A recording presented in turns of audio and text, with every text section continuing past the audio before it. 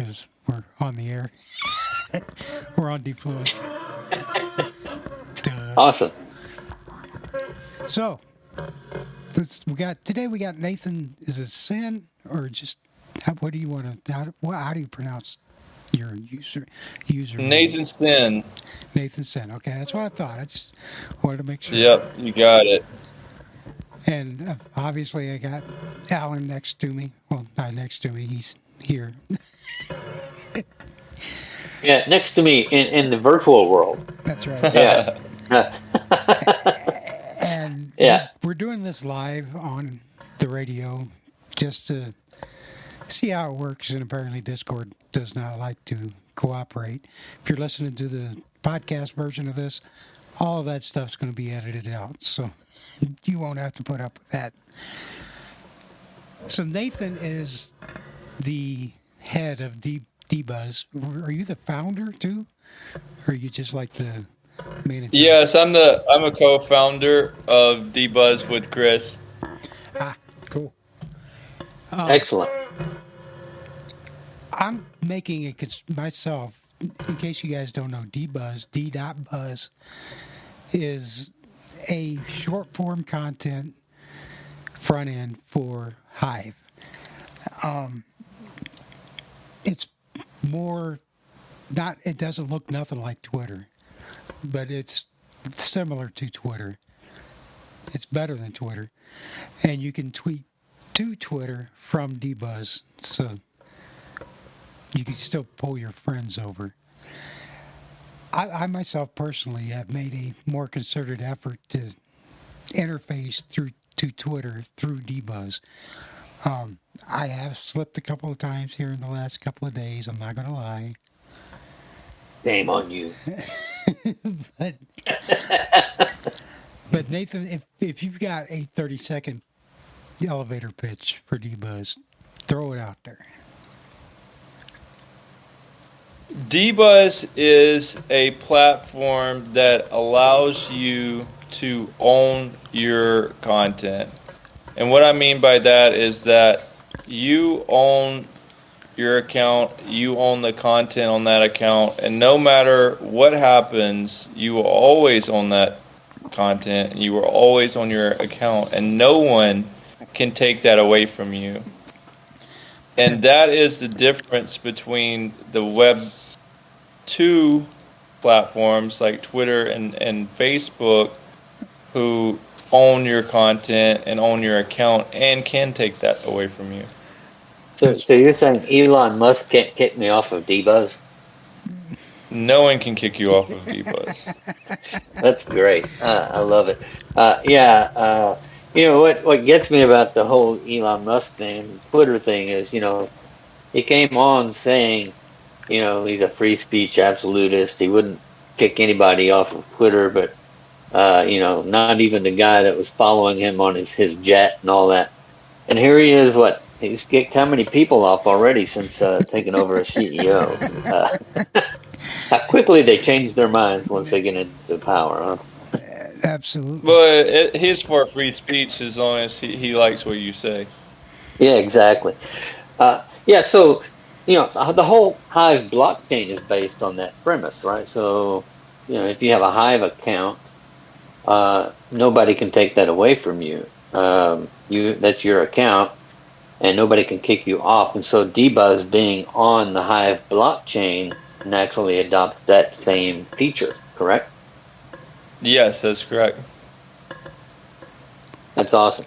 Yeah, I just sent my first DBuzz earlier, just before we got on, and so it worked out real good. I don't know why I've been on Hive for quite a while now. I don't know why I haven't tried DBuzz before, but it's very easy to use. You just go up and make a post, click, bam, send, and I broadcast it over to Twitter. It was very easy, very intuitive. It works great. Well, I'm glad that it is working good for you. We've spent the last 3 years really just nailing down those fine details and working on the performance of the site and working out all the little glitches and bugs to bring a very robust and performance friendly platform that runs well on mobile and desktop, and we tried to tailor the platform to all devices. That way, no matter what device you're using, you can still consume content on DBuzz and also create content on DBuzz. Right. I've noticed you've Yeah, been cool. making the rounds on all the podcasts here last couple of weeks. Uh, I'm just going to go ahead and throw it out here. Is there something that you're building up buzz about DBuzz for, or is it just you're making the rounds? So we're at the end of the development of version 3 of DBuzz. So we've been working on this version of DBuzz for quite a while, and we've just about finished this round of development on this version of DBuzz, and we have begun putting together a roadmap for version 4 of DBuzz. But up until this point, we've been 100% self-funded. We've made no profit outside of posting on Hive from DBuzz. And in order to continue the vision that we have kind of set forth in the roadmap for version 4 of Hive, we are going to need funding. And so we've put together a proposal to request funds from the Hive fund, and so we're kind of starting to try and raise awareness of the DBuzz platform, and also to raise support for our proposal.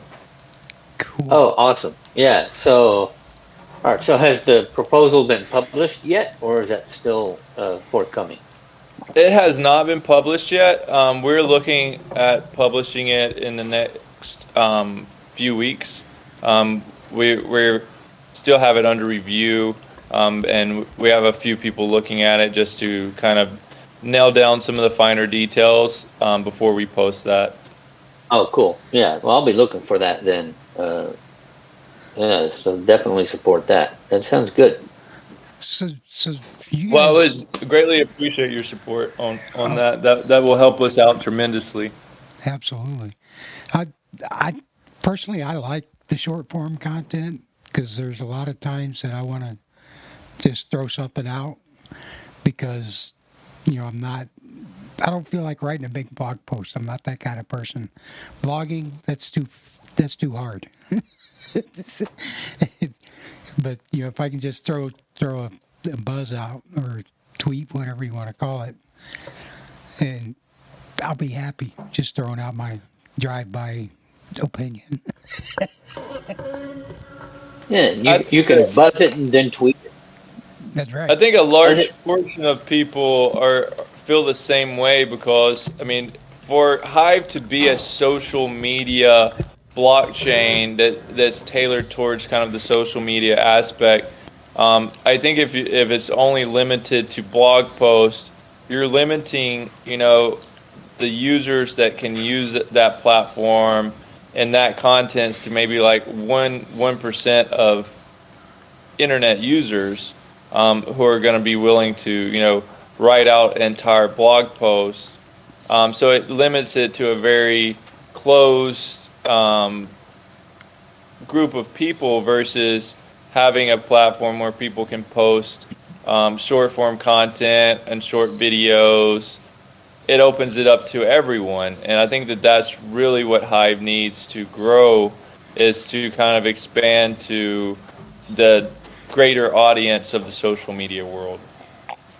Right. Appeal to different types of content creators because everybody's not a blogger. Like Uncle Bonehead said, some people prefer the short form content. Some people are video creators and audio creators, or podcasters or musicians or whatever. Radio DJs. So you want to appeal to different types of audiences. Absolutely. I'm going to go ahead and make this a formal request. some way that I can do an automated system, like on Twitter. If I go live, I can send out an auto tweet that I'm live on the station.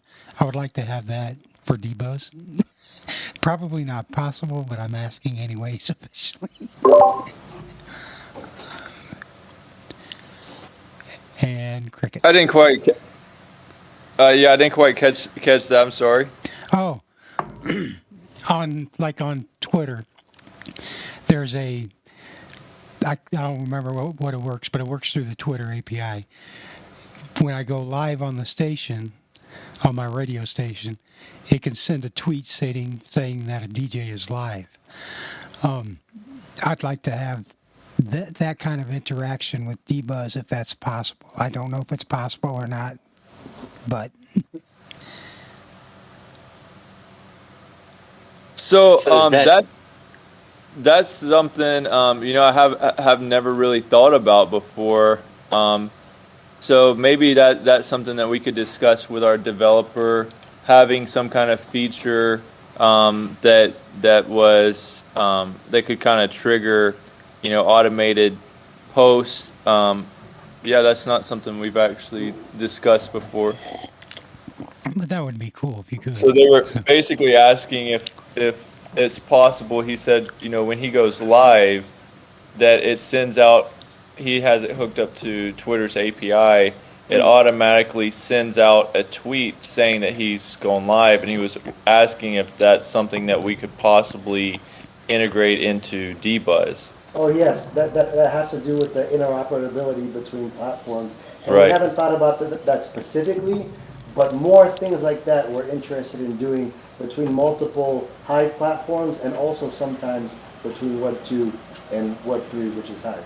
Right, and part of version 4 is kind of opening up to the community about different features like this and creating some interoperability between platforms and different blockchains and having side chains. So we're not just walled off to Hive only. We kind of open up to broader audience of the decentralized world, so people can kind of choose how they want to use DBuzz. But ultimately, all roads are going to lead back to Hive on DBuzz. We just have really spent a lot of time looking at creating other onboarding services, such as having a MetaMask login. So just having a Ethereum MetaMask account, you would be able to log in and start using DBuzz and posting, and those posts would be posted to a side chain. And then if you ever wanted to monetize your post through Hive, then it would give you the option of creating a Hive account and then connecting that Hive account to your MetaMask account, and then you would be able to post directly onto Hive to monetize your posts. Oh, that would be Wow, cool. that would be incredible. Very, very cool. One of the greatest things that we've had to try to overcome is the difficulty of average users trying to onboard onto Hive.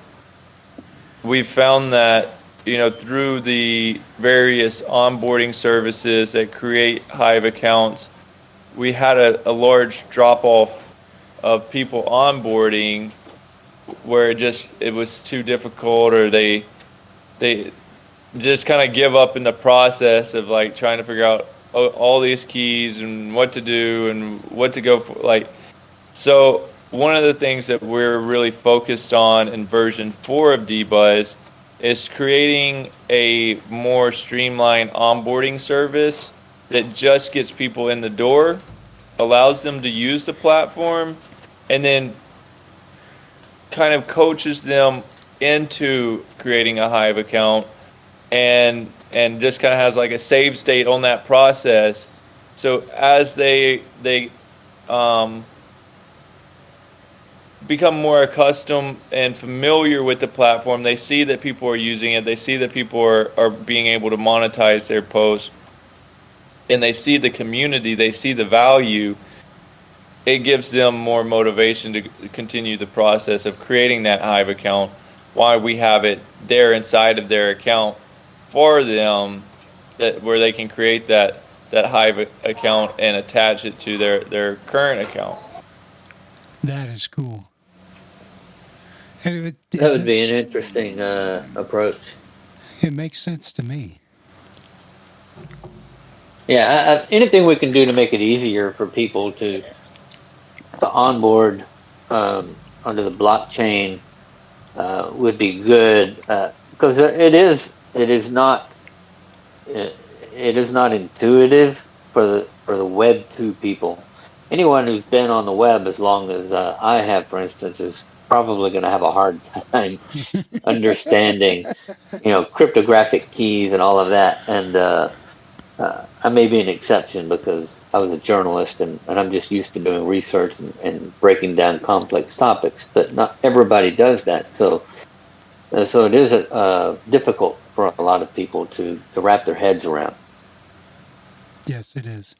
Yeah, I think just getting them in the door is the biggest hurdle. Once they're in the door and they can see the value, I think that will lead to a lot more conversions into onboarding with Hive versus they're not sure even what they're signing up for, and then it's this entire process, and it's just like, well, I think I'm just going to go do something else because it's too complicated and I don't even know what I'm doing yet. Uh-huh. Yeah. Then we're like, Well, I'm curious. So DBuzz has been around, 3-4 years now?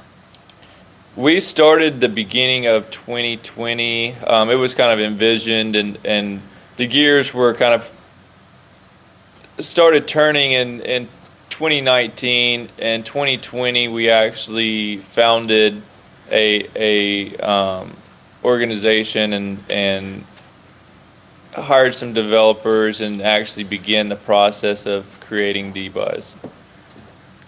Yeah, I think I remember when that happened. It started on Steemit, right?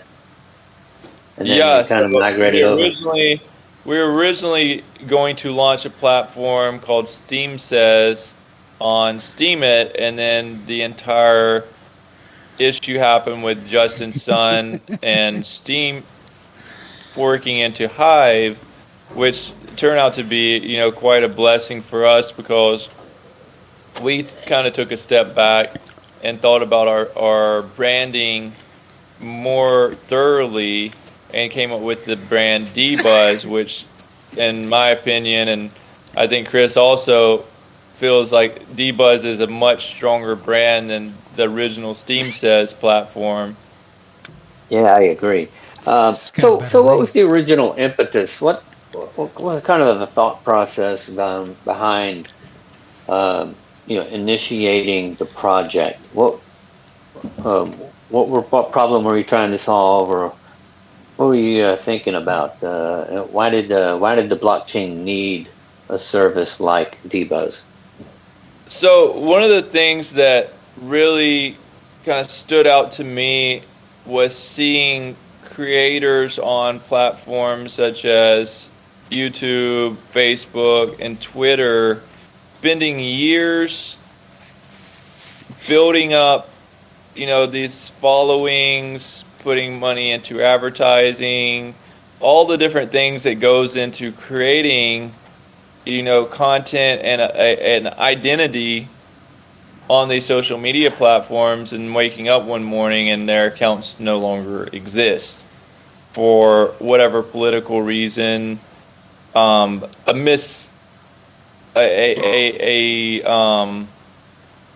basically a dog pile of people reporting their profile because they've been canceled by some group. Even I've seen one of my friends, PJ Entrepreneur, he actually changed his last name to Entrepreneur. His passport literally says Entrepreneur as his last name. He legally changed his name. And on Facebook, when he changed his name, it went against their policy because you're supposed to use your real name, and they disabled his account. And for the last 3 years, he's been trying to get his account back, and they just do not believe that his name is really Entrepreneur, no matter how many IDs or copies of his passport he sent. And so that, for me, is a huge issue when these social media companies can basically strip away your online identity away from you and take all the content, all the connections away from you that you've created on their platform over, however many years that you've been using it. For me, that is left a huge gap that needed to be filled with some type of platform where people could feel like no matter what happens, they always have their connections, they always have their content, and people who use DBuzz, no matter what happens to DBuzz, no matter if a government or whatever came after me and Chris and forced us to close DBuzz, that content still lives on the blockchain. You still have all of those connections through Hive. You still have everything that you've created, and part of our proposal that we're submitting for the Hive Fund is to open source DBuzz, where people can actually clone the DBuzz code and create their own instance of DBuzz. So no matter what happens to DBuzz, it will always live on in all of these different communities that people create with the DBuzz code. And that will allow people to create their own, communities, or basically be a backup instance of DBuzz. And for me, that's really where this is what it's really about for me, is giving people a place where they know that their content and their identity belongs to them, and no one can take that away from them. Yeah. So if someone could do as you say, just take it, the open source code, create their own instance, they could create their own little private messaging system, and just wouldn't even necessarily have to be public. They just want to communicate with their 100 fans or followers or whatever. They could just do that in private. Right, and as you mentioned that, we actually have another platform that's not as popular, and you may have not heard of it before. It's actually Hive.pm, and it's actually a private messaging service that basically does just that, what you mentioned, where you can send private messages between people.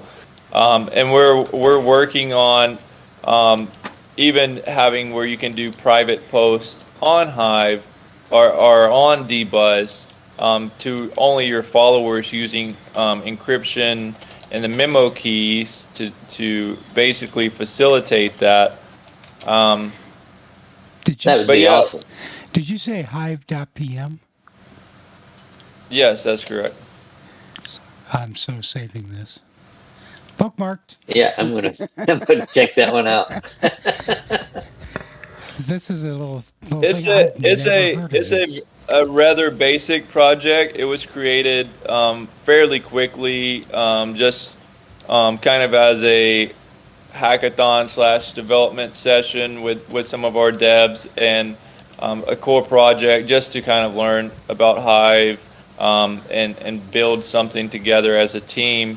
Hive.pm was created.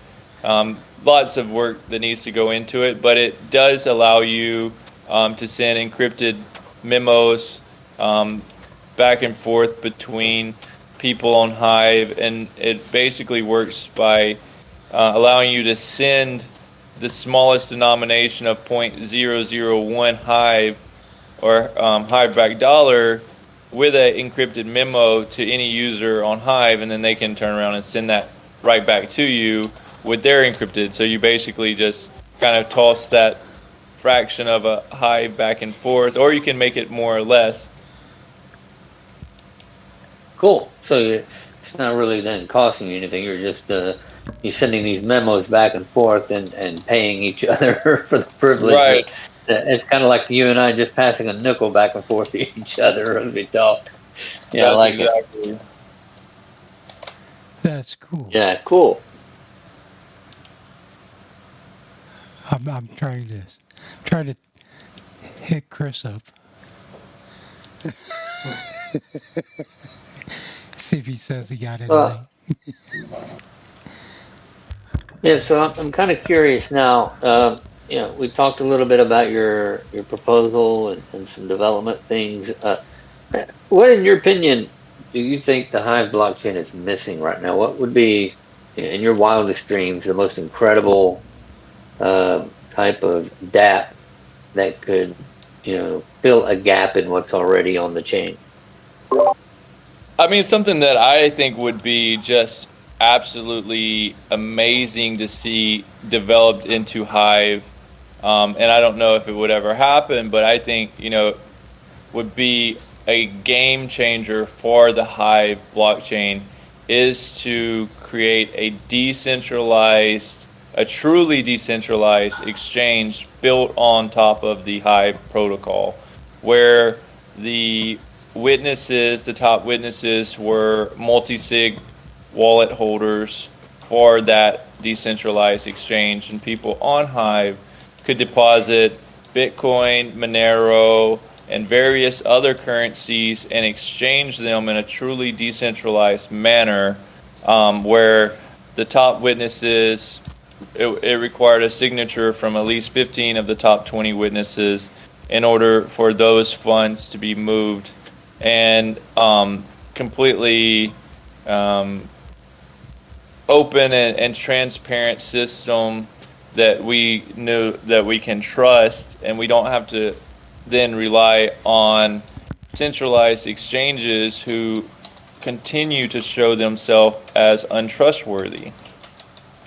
Yeah. Well, that would be very interesting. So it wouldn't be decentralized just at the technology level, but also at the human level. So there wouldn't be one person at the top of the exchange, like Sam Bankman-Fried or CZ, making decisions for everybody.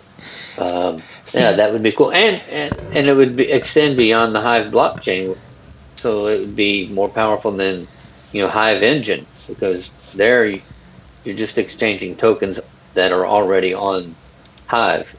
So you're talking about going beyond that to exchange tokens that are outside of the chain.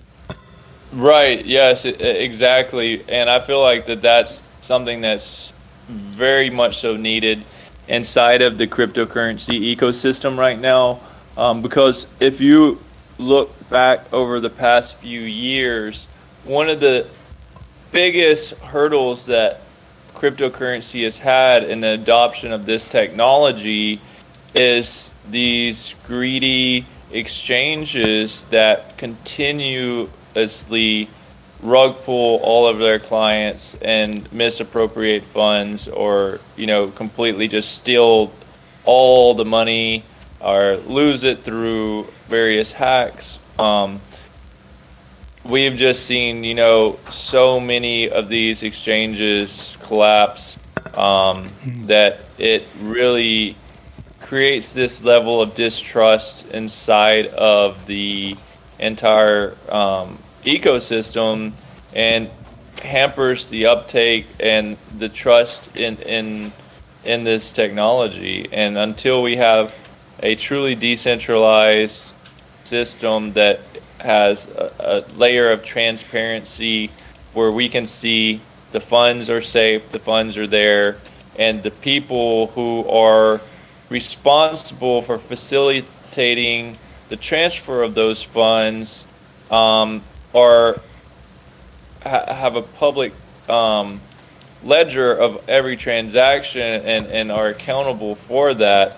And it also requires, the vast majority of the participants to sign those transactions, or they don't happen.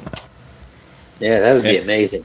One bad actor can't come in and steal everybody's funds. What we have happen on all of these centralized exchanges, you would have to have 15 of the top witnesses in order for those funds to be moved. And I feel like maybe it's not 100% perfect system, but I think it's a lot better than the current system that we have in place. And I feel like to have 15 of the top witnesses colluding together to steal people's funds when it would be apparent and very obvious is highly unlikely. Yeah, no, I agree. Wow. So if someone had an idea for a new DApp to connect to the blockchain, how would you suggest them go about, if they're not a developer, but they have a good idea, how would you suggest they go about getting that developed and coming to fruition on it? I know what you're talking about. So if it depends on what type of application it is. One thing that I would suggest is start looking, researching into the open source code that is available. And part of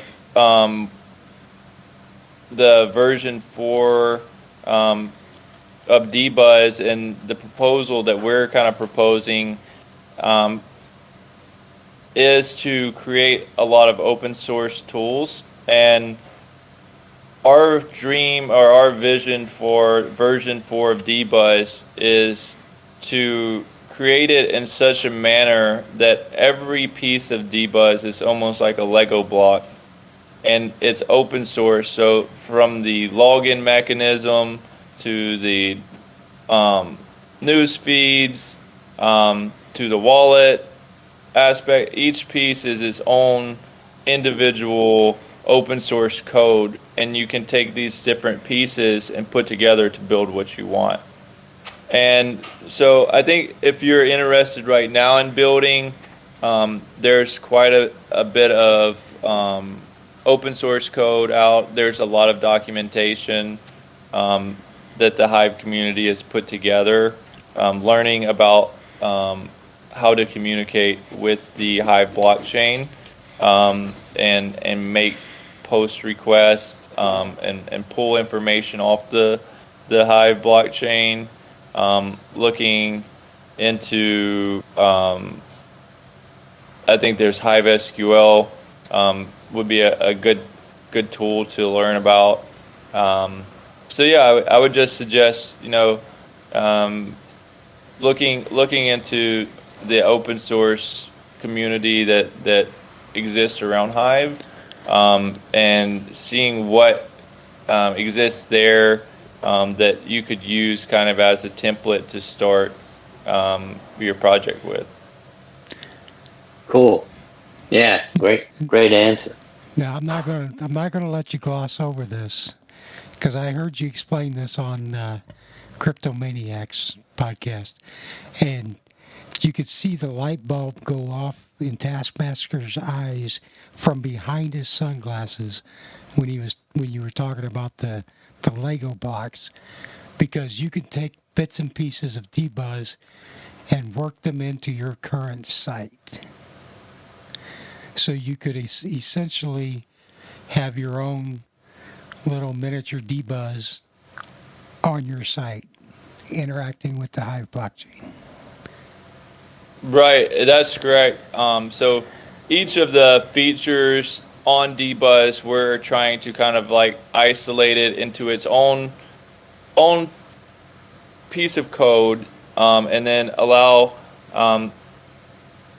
people to take that code and integrate it into their current projects, whatever it be, to allow, for example, the login mechanism, the onboarding features, being able to integrate with the MetaMask, being able to have a feed of posts, even commenting features. All of these different features are already kind of like their own module in DBuzz. And so kind of what I've proposed is we actually separate those into separate code repositories and actually open source all of these different code repositories and have it arranged in such a way that one, you can,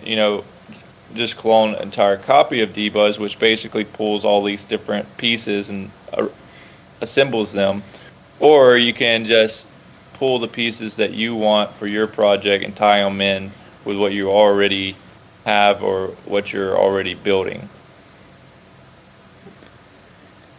Cool. That's awesome. It sounds like it's going to be an Nice. exciting year. Wow. Well, How long do you think you're going to get that proposal posted?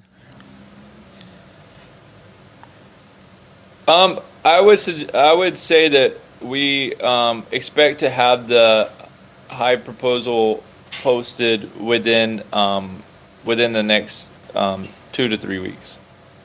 Cool. I'll be promoting the shit out of that. cool. I mean, the stuff. I'm sorry. My Yeah. my trucker mouth came back out. But I'm loving. Yeah. I can't wait. I'm loving what you guys are I'm doing. really looking forward to that. This is exciting.